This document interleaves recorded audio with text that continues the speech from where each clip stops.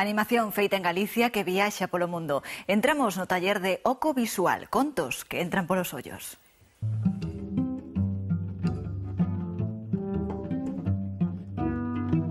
Os personaxes de Oco saen dos libros transformados en marionetas. Son os protagonistas de dúas series de animación. Por un lado, Caracois, dirixida a nenos de entre 2 e 4 anos.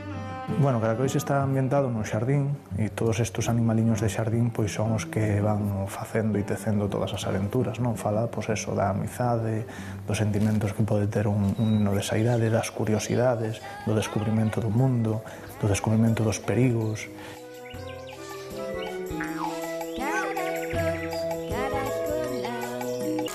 A outra proposta, tamén baseada nunha serie literaria publicada por Oco, titúlase Contos do Camiño. Contos do Camiño xurde pois un pouco baixo a idea bueno, que as historias de tradición oral de distintos países do mundo pois foron chegando a Galicia e nós tamén fomos aportando ao mundo historias nosas, pois bueno, neste ir e vir de camiñantes que ao longo de séculos pois percorreu todas as rutas xacoleras.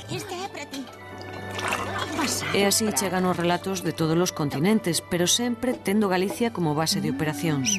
Pretendemos tamén que directores e xente implicada no mundo da animación de todo o mundo pois se impliquen tamén nas propostas audiovisuais de Ocofilmes.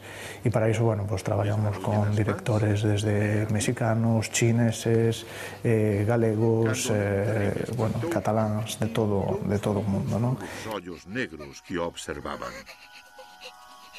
Todos eles pasaron por este laboratorio de soños. Traballaron co equipo propio de Ocofilmes. Atopámolos preparando xa a súa próxima serie. Está baseada nun personaxe moi coñecido entre os nenos, Cocorico.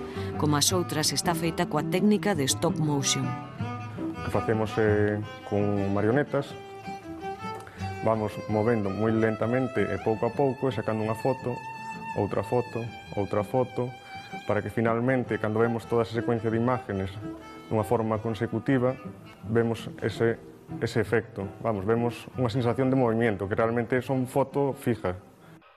Volvo a traballar inmediatamente! Oco xa conseguiu exportar as súas series a países como Argentina, Finlandia ou Portugal.